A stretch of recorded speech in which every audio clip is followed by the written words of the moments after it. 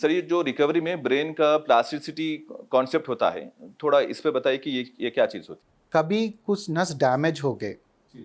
मानो ये हाथ काम करने का नस डैमेज हो गया, तो कभी भी ये डैमेज होने के बावजूद भी वो नस के आजू बाजू जो नस रहते हैं इसका इसका काम ले लेते हैं। पर उसके लिए ब्रेन का प्लास्टिसिटी बोलते हैं। बोले उनका पहले वो काम नहीं था, वो हाथ का काम नहीं था, फिर भी जब अगर मेन नस डैमेज हो गया तो आजू बाजू नस वो काम ले लेते हैं कि ये हाथ को फिर से चालू करने के लिए। जब अपन यंग एज में रहते बच्चों में ये प्लास्टिसिटी कुछ ज़्यादा ही देखते, पर जैसे ही अपन एज बढ़ने लगते 40-50 साल के बाद वो प्लास्टिसिटी का कुछ रोल कम हो जाता है, उतना ज़्यादा नहीं दिखने लगता है। एंड मोर इम्पॉर्टेंट थिंग, वो ब्रेन का प्लास्टिसिटी के लिए दवाई से ज़्यादा फिजियोथेरेपी इज़ वेरी इंपॉर्टेंट।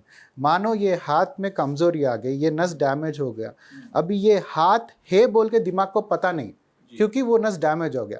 अपन पता चलाना पड़ता, ये हाथ को ज़्यादातर घुमाना घुमाना घुमाना, इतना ज़्यादा हिले तो यहाँ के नस वहाँ तक स्टिमुलेट करते रहते ब्रेन को, मैं ज़िंदा हूँ मैं ज़िंदा हूँ बोल के। जब तक ये हाथ बोलती रहती तभी आजू बाजू नस उसको कैच कर लेते। अगर ये फिजियोथेरेपी नहीं करे तो दिमाग भी सोच लेता कि ये हाथ नहीं है बोल के ही सोच लेता, इसलिए प्लास्टिसिटी नहीं आती।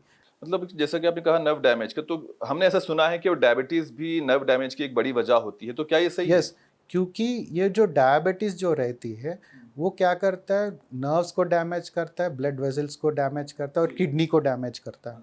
ये ये नस जो है उसको भी खून होना है, बिना खून वो भी जिंदा नहीं रह सकता। वो जो नस को जो जाते हैं, पहले नस बहुत बारीक रहते हैं, और समझो वही बारीक नस को अगर खून होना तो उसका खून का जो सप्लाई रहता है वो कितना बारीक रहता है।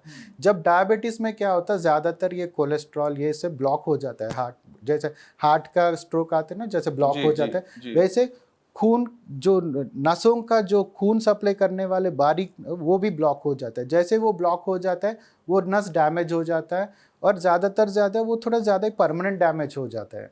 डैमेज नर्व्स हैं, क्या वो परमानेंटली ठीक हो सकते हैं दवाई के ज़रिए या फिर सर्जरी के ज़रिए? मोस्ट ऑफ द टाइम अगर डैमेज परमानेंट है तो रिकवरी होना चाल मुश्किल मुश्किल हो जाता है। नसें इतना सेंसिटिव रहते हैं कि अगर एक बार डैमेज हुआ तो रिकवरी, अगर समझो अपन ये हाथ कट गया, यहाँ पे कुछ कट गया, अपन टाके डाले तो फिर भी जुड़ सकता है, पर नसें वैसा नहीं रहते। नस कैसा, एक बार डैमेज हुआ तो परमानेंट डैमेज हो, इसलिए टाइम इज़ वेरी इंपॉर्टेंट बोलते हैं। कभी भी नसों का कुछ डैमेज हो रहा तो अपन जितना जल्दी इंटरवीन हुआ तो उतना बचाने का चांसेस ज़्यादा रहते।